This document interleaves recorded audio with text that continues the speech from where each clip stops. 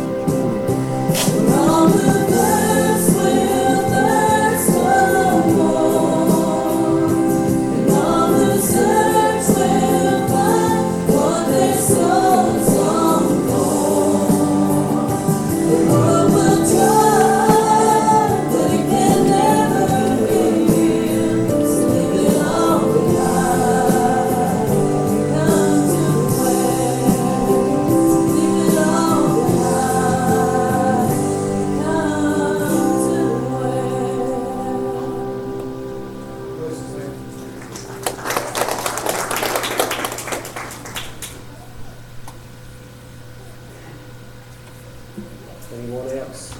No. Very good. It was great singing. I believe that we're on my message. Gary, we got it out. That's a good song.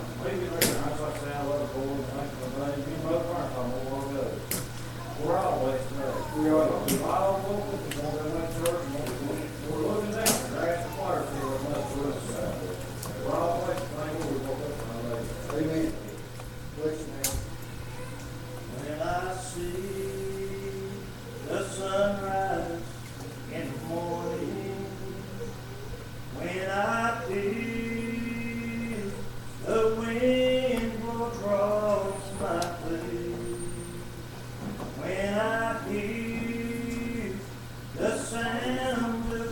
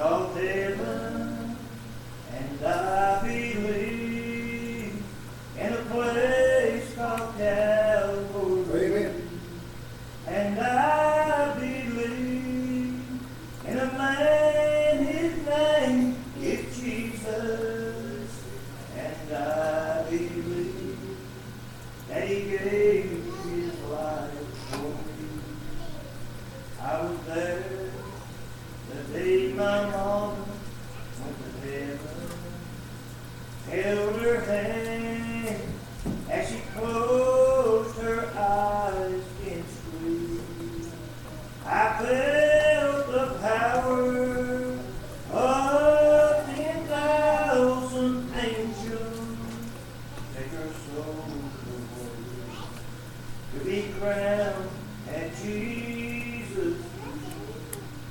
And I believe there's a place called heaven. And I believe in a place called Calvary. And I believe in this man, his name is Jesus. And I believe that he gave his life for me. Yes, I believe that he gave his life for me. Amen. All hearts and minds are clear. I'm going to get through this.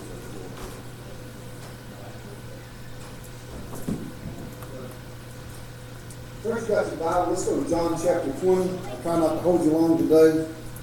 Get back, I'm going to be preaching today. And Brother Corny went to Highland to be with Boots, which is better. I'm glad he did.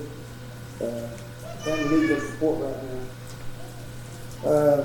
Good to have Matt and Tess in church this morning. Good to have y'all this morning. Something, and the reason I want to go to sing that song, is something that we can't separate. It's we say we believe. If we believe, we have to have faith. And there's two things that you can't separate. And I believe there's a place out there, and I believe there's a Jesus. Now, I've not seen him. I've not seen heaven. I haven't seen Jesus, but I believe by faith that it's there. And I believe by faith that Jesus said that if those who endure to the end, the same shall be saved. And I believe that in my heart. We're going to go through some trials. We're going to go through some tribulations. We're going to go through some heartache. We're going to go through some sickness. But Jesus said this, "Come unto me, all you that are laboring and are heavy laden, and I'll give you rest. For my yoke is easy and my burden is light." I believe that. Now, where I want to read from is we'll start John chapter 20, we'll get to verse 24. Everybody knows this story. It's about old Thomas. Thomas gets a bad rap a lot of times. It's called Doubting Thomas because he did that. But if you remember what Jesus told Thomas, there are going to be people coming. They're going to say, "I'm he." Don't you believe it? So Thomas wanted to see for himself. And there was nothing wrong with that. But I tell you what, on down in this chapter, Jesus said, "Blessed are those who have not seen and yet believe." Who is it? That's us. That's us. But Thomas, one of the 12, called Didymus, was not with them when Jesus came. The other disciples therefore said unto him, "We have seen the Lord." But he said unto them, "Except I shall see in his hands the prints of the nails, and put my finger into the prints of the nails, and thrust my hand into his side, I will not believe." And after 8 days again his disciples were within, and Thomas with them. Then came Jesus, the doors being shut, and stood in the midst, and said, "Peace be unto you." Then said he unto Thomas, "Reach hither thy finger, and behold my hands, and reach hither thy hand, and thrust into my side, and be not faithless, but believe." And Thomas answered and said unto him, "My Lord and my God." Jesus said unto him, "Thomas, because thou hast seen me, thou hast believed. Blessed are they that have not seen, and yet have believed." And many other signs truly did Jesus in the presence of his disciples, which are not written in this book. But these are written that you might believe that Jesus is the Christ, the Son of God, and that believing you might have life through his name. And that's where I want to try to preach from today. We often think that we need to see something to believe. We hear of one of our congregation that's sick, that's got the flu, got a headache, and hurt himself, and we'll pray for him thinking that God can help. And he will. But then we hear the word cancer, and we're thinking, poor old them, you know. There's nothing impossible with God. Nothing. And I believe the same that God did back in those days, that he could do it again. I believe that when Jesus walked by the city of Nain, and there was a coffin there with a young man in it, and he reached down and got that young man by the hand and told him to arise and got up, I believe God can still do the same thing today. If the Word of God has not changed, the Word of God is the same yesterday, the same today, and when you wake up in the morning, the Word of God is not going to change because time has changed. Now, we're living in a time where times have drastically changed. When I grew up on this, nothing in the world would have prepared me at that age if you'd set me from that age into now. I would not have believed. Talked to somebody I worked with the other day, and they said if they could bring their grandparents back to live in this time, what would they think? Things have changed that much, but God hasn't changed. God's the same thing. And we've got to believe by faith the same way that you were saved 20, 30, 40 years ago, the same way people are going to be saved today. You've got to say by believing by faith that Jesus Christ is the Son of God, and believing that one day that He's going to come back to get His church. Now, I want to kind of move on down into this just a little bit and go to some scripture here. In Mark chapter 10, there was a man who was sitting beside the road named blind Bartimaeus. Now, blind Bartimaeus was a man who'd never seen anybody, so he surely didn't see Jesus. But somebody had told him about Jesus. And one day the Bible said Jesus was walking out of Jericho. Now listen, I don't know, and I don't hear they say he was walking out, whether it was the last time or not, I don't know. But he was walking out of Jericho, and this may be this man's last opportunity to be healed. And as he came walking by, Jesus just passed him on by. He didn't see him because Jesus had such a throng of people around him. But when he walked by, he hollered at him, Jesus, thou son of David, have mercy on me. But the crowd was so loud and so big, they just kept traveling, Brother Jim.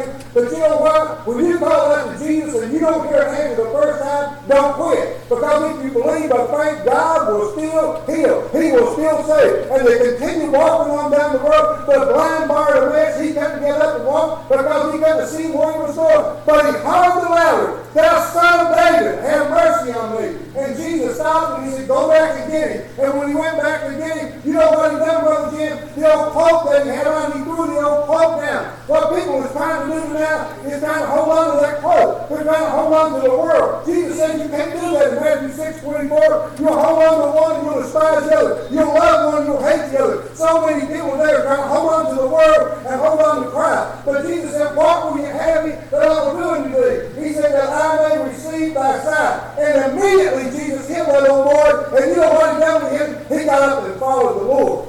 I'm telling you, when Jesus Christ saves your soul today, and you believe by faith, you'll want to get into His Word. You'll want to follow Jesus. Listen, many people today are saying, I'm a child of God. And I spoke the other night about so-called politicians that will get in church and behind the pulpit of a church or behind the podium and tell you what a child of God they are. But their lifestyles don't match up. Listen, by their fruits, you'll know them. Amen.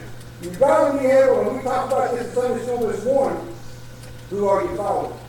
If you're going to follow somebody, follow your blood-bought, born-again child of God and follow them. Mark chapter 5. As Jesus was traveling, and there was always, again, a big throng around Jesus wherever he was at. As he was traveling, there was a ruler of the synagogue by the name of Jairus who came to Jesus. He said, listen, my little daughter, she's at the point of death. She's dying. And if you would come, Jesus, and just lay hands on her, she could be healed. And Jesus immediately started toward Jairus' house. And as he started toward the house, there was this woman who had never seen Jesus, but she had heard about him. Listen, faith cometh by hearing, and hearing by the word of God. As they went along, this woman said, I know that if I can only touch the hem of his garment, that I could be made whole. This woman here had an issue of blood for 12 years. She was extremely sick. Her life was meaningless. She had no money left. She went to every doctor she knew to go to. There was something missing in her life. I'm telling you today, if you don't know Jesus Christ, I don't care what you say today, there is something missing in your life. If you've drifted away from God, you're like the old prodigal son. There is something missing in your life that you need to get up and come back home. This woman, she knew in her heart, if I can get through that crowd, listen, you got to make it a point, whatever crowd's in front of you, whatever thing that you've done is in front of you, the obstacle that you have that you don't think you can overcome, put it to the side and come as hard as you can come. The Bible says you'll come to him with a broken heart and a contrite spirit. He'll in no wise cast you out. Come exactly the way you are. Don't have to make no changes. God will make the changes for you. When you get in church, everybody says, well, I'm going to change before I get in. Ain't never going to happen. Ain't never going to happen. You'll try, and you'll fail at any time. But when you come to the Lord will make a change in your life. He's going to make a change for the better. The Bible said this little woman, her body was so weak, I would imagine trembling, stuck her hand through all of those people and she grabbed that hem of his garment. And immediately, Immediately the blood flow stopped. He felt the virtue leave. And he turned around and asked who touched him. And they said, Lord, all these people are around you. And you're asking who's touched you. And she owned up to who done it. And but you know what? Immediately the change was made. And when you come to Christ, there's a change that's going to be made in your life. Sometimes it's quick, sometimes it's not so quick. But there's a change comes in your life. How can I know that I've passed from death into life? It's because I have love for my brother. Listen, all things pass away, and all things will become new. There will become a change in your life. Listen, still on his way, after she was still in Jairus' house. And as he traveled along, one came to him and said, listen, Jairus was a ruler. He was at a synagogue. He was higher up. The one of his servants that came said, don't bother the master any longer. He's already died. They're gathered up at the house for the morning. They're crying. He said, she's not dead. She just went to sleep. She just fell asleep. Listen, let me tell you something right now. You may see my body hauled up to the front of this church one day. You may say, Brother James is dead. Don't believe that. Because he said in the 11th chapter of John, if a man liveth and believeth in me, he'll never die. And I believe that in my heart, that when my mother and my father passed away, the Bible said to be absent from the body is to be present with the Lord. So I believe in my heart that even though we're going to suffer a little bit during these times that we live in, cancer's going to invade our bodies, heart attacks is going to take us out of this world, but you can believe in your heart that Jesus Christ does it. When you leave this world here today, you're going to be to meet him in paradise. And I believe that in my heart. The Bible says as he traveled along, they said, your daughter's dead. Don't bother him any longer. And he started toward Jairus' house, and he took the sons of thunder with him, Peter, James, and John. I want you to go with him. When he got to the house, all of them gathered up. So many people that's in disbelief. Just like Thomas, I want to see something before I believe it. They were gathered up. Jesus told them again, she's just asleep. They laughed him, they mocked him, and they made fun of him. He told Peter, James, and John, come on inside. And he reached down and got her by the hands and Tabitha, arise. And immediately she got up and ministered unto him. I'm telling you right now, Brother Russell, when Jesus Christ touches you, you ain't never going to die, brother. You ain't never going to die of anything. Because, brother, you know what? Things may affect your body and you may get sick, but you can rest assured. Paul said it like this, I reckon the suffering of this present time is not worthy to be compared with the glory that shall be revealed in us. Because one day after a while, brother, he said in the 14th chapter of John, that I'll go away and prepare a place for you, that where I am, there you may be also. Thomas said, Lord, we don't know the way, and how are we going to get there? He said, I am the way, the truth, and the life. No man can come into the Father but by me. Amen. There is no other way. He is the only way. Islam ain't going to make it that way. The Buddhists ain't going to make it that way. But if you believe in Jesus Christ, you believe in the death, burial, and resurrection of Christ, and try to live into, for that grace covenant that he set us up by, you'll make it into heaven. Hebrews chapter 11 verse 6 says, without faith, it's impossible to please God. Without faith. I can say I'm a child of God, but there's got to be some evidence. James says, show me your faith by your works, and I'll show you my works by my faith. There has to be a producing of something. You say that works is going to save you. No, works ain't going to save you. By grace are you saved through faith. It's that knowledge of yourself. It's the gift of God, lest any man should boast. When you give your life to the Lord and you become a child of God, we talked about this in Sunday school this morning. Why do we send a little bit of money, Sister Shelley, over to Bulgaria? Because those people over there can live on nothing. They'll take the word of God, they'll spread it abroad, they'll go from house to house, they're praying and all this stuff, but they made up their mind what they're going to do. They're going to serve the Lord, and their main key in life is seeing someone saved. And that should be ours too. We need to go out in the highways and hedges and compel our families to come in. Thomas said, Lord, I want to see. The blessed are those who believe and have not seen. In Mark chapter 2, Jesus again was preaching down in Capernaum. And I believe this time he was at Peter's mother-in-law's house. And the Bible said that the house was full. And Jesus was in the house. I believe he's in the house today. I really do. And there were 4 old boys that had a friend who was real sick. He was paralyzed. And he couldn't walk. You see, if we're going to see people saved, there are people who can't get out of the house. There are people who will never hear the word of God unless we take it to them. The boys went and got their friend and they put him on the bed. And he brought him down to where Peter's mother-in-law's house was, where Jesus was preaching. Now, they needed to hear the word of God. That old boy needed to be healed. But to have him healed, we had to get him to Jesus. And they brought him down to the house where Jesus was at, and the house was full.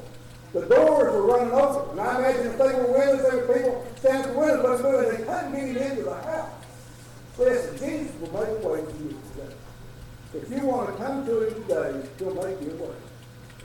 You may hear somebody on the roof this evening, I don't know. But I can only imagine what happened. I can only imagine that those 4 boys may have sat down there and thought, should we go back home? That wasn't an option. Their friend was in bad shape, and they needed to get him to Jesus. Can we wait till another time? That wasn't an option. Today is the day of salvation. Now is the accepted time.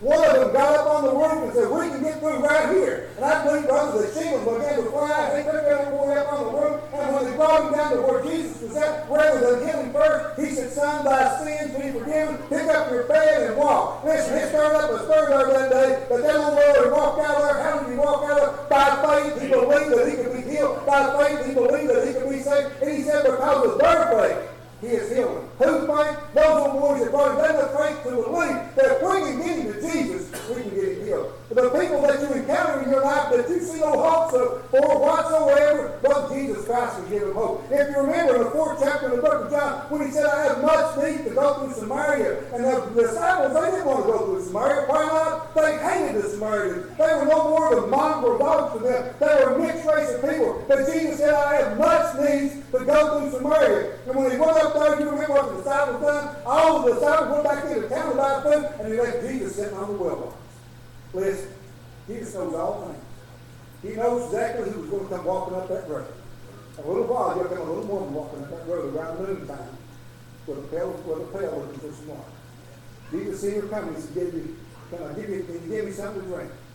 And she said, why would you even ask me to drink? Me being a Samaritan woman, and thou being a Jew. You don't even worship the way we worship. We worship up on the mountain. And you worship down in Jerusalem.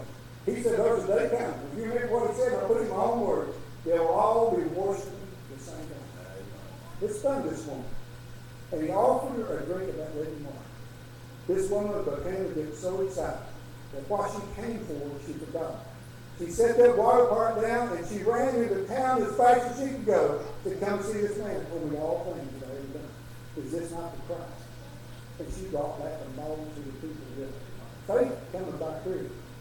Hearing by the word of God. She went into town and tell people, I seen this man that told me that I've been married 5 times and I live with a man right now and I need to make a change in my life. He knew this already and he knows everything about us. He knows every mistake that we make.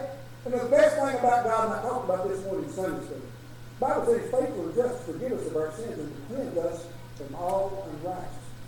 Hey, we're serving a good God. We're serving a loving God. We're not serving the God that would take a plane and fly into the trade center and kill innocent people. We're serving a loving God. Let me go on down.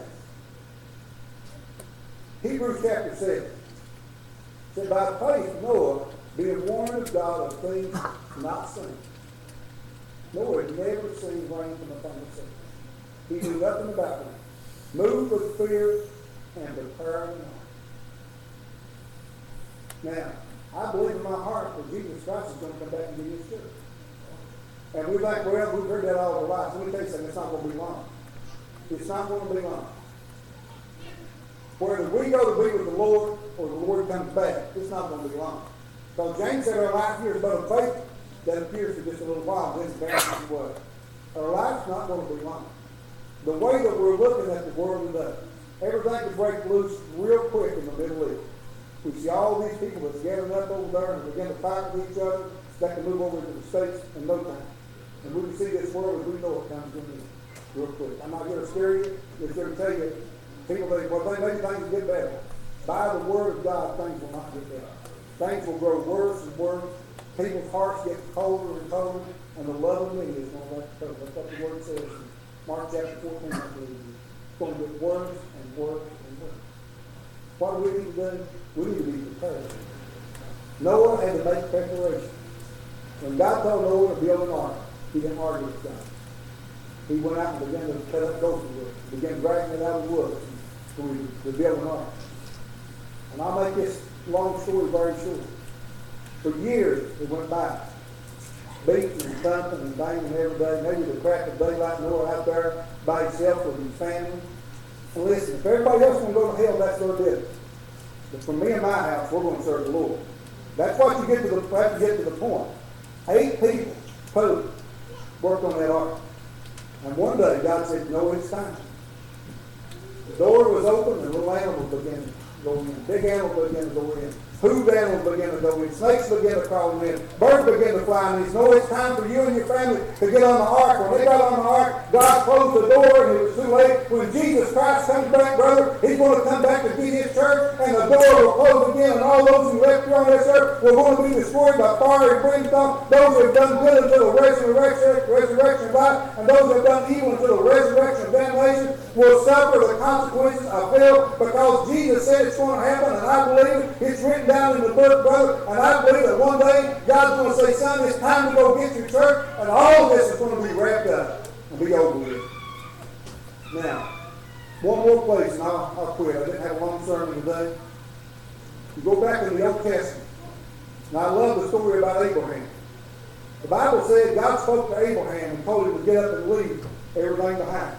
That's what you got to do. If my brothers and sisters and my family and my wife and still don't go to church, I'm going to go to church. What if you make some stupid mistake? I'm still going to go to church. Because God's going to forgive me for that mistake. Should we continue in sin that grace may abound? God forbid. Don't need to continue in sin. But Abraham started off on the journey. God said, Abraham, I want to show you a city.